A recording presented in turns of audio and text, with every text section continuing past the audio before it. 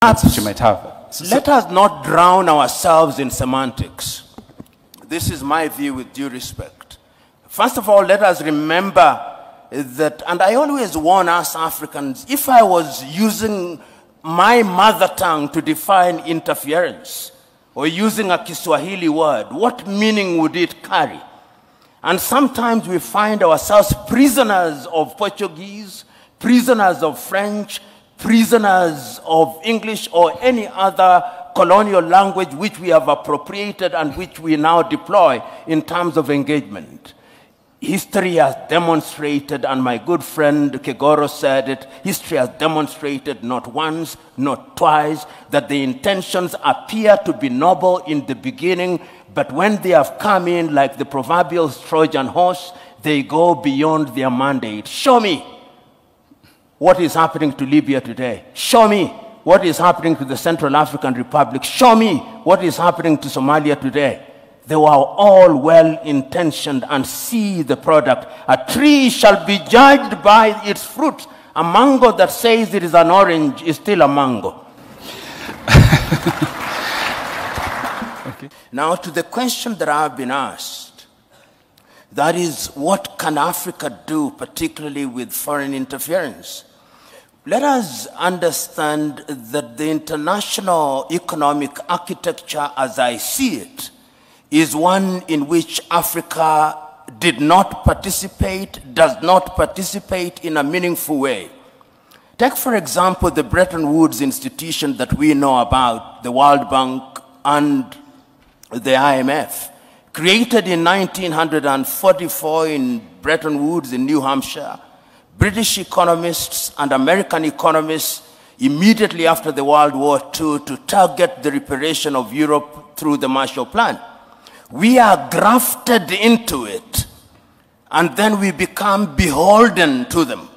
So that when you hear IMF is in your country, you ought to be very worried, because the prescriptions is one size fits all. And if you doubt me, you will remember the prescriptions of the IMF during the structural adjustment in 1980s. Not a single country came out of it in a proper shape. We are not involved in that architecture. Remember also the WTO. The very first meeting of the United Nations in 1945 in San Francisco had a component of the WTO. The WTO, as we know it today, is also constructed in a manner that does not benefit us.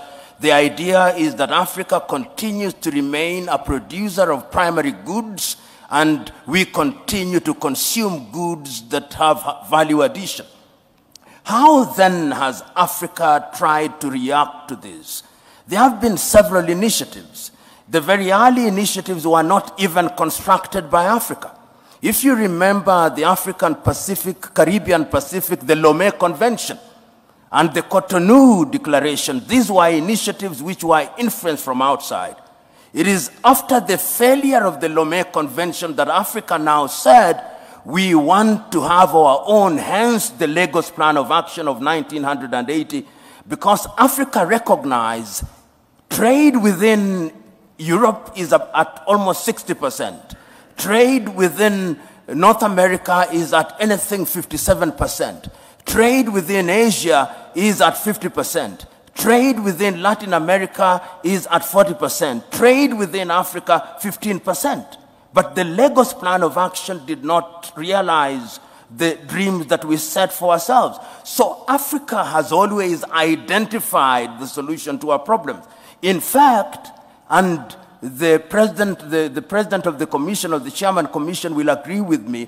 If you listen to Kwame Nkrumah when he spoke on 24th day of May, 1963, he said, the only way in which we are going to ensure that we survive in this hostile world is to have one government. Perhaps some said he was naive, he was too idealistic, but he could see it. He could see that the smaller we are, the weaker we are in all aspects. He said, even one army, even one foreign policy. He said, and people thought he was naive. In 2013, when we came up with Africa Agenda 2063, and I invite you to read the letter written by Nkosazana and Dlamini Zuma, from whom the president took over. She is apologizing to Kwame Nkrumah. She's saying, we wish we listened to you. So what are we doing as Africa in terms of trying to deal with this foreign interference?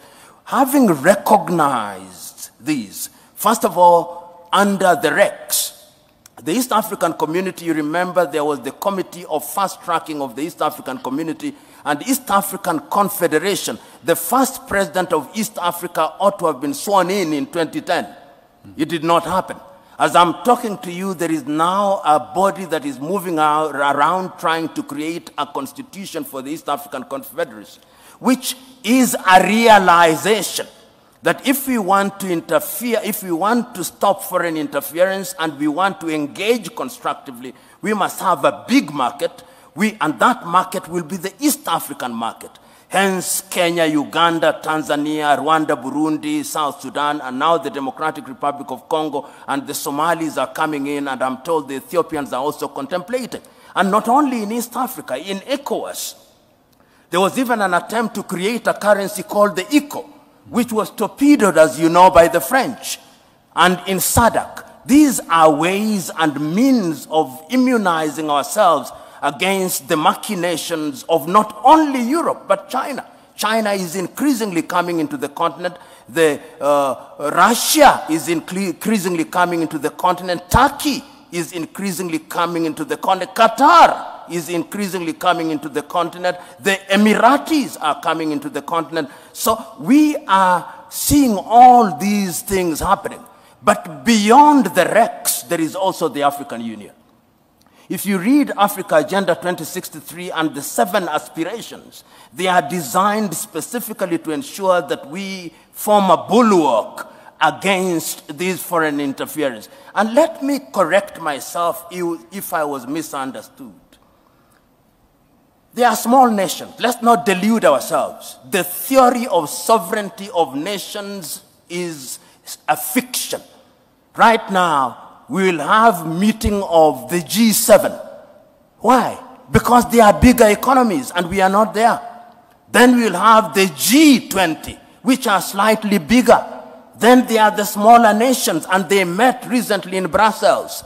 So we must distinguish the fiction of equality of nations and the reality of nations. And when, therefore, we want to negotiate as the continent of Africa, we are saying the bigger we are, the better we are. So efforts are there. And as I conclude, I'm saying, if we look at Agenda 2063 and we look at Africa Continental Free Trade Area to eliminate tariff and non-tariff barriers, to allow for the free movement of persons, then we would be in a better position to engage. And I'll give this example. Look at East Africa. We said that we did not want second-hand clothing. Rwanda accepted. Then Uganda and Tanzania were persuaded by the United States of America, and we dropped out. This is what divide and rule is all about. So these things that we are talking about, they are not going to be realized in your lifetime. These are intergenerational battles. And our duty, as Nyerere said on the 6th day of March 1997, this generation has a duty to carry the torch. And the worst mistake that we can make is to lose hope and to despair. Thank you. Thank you.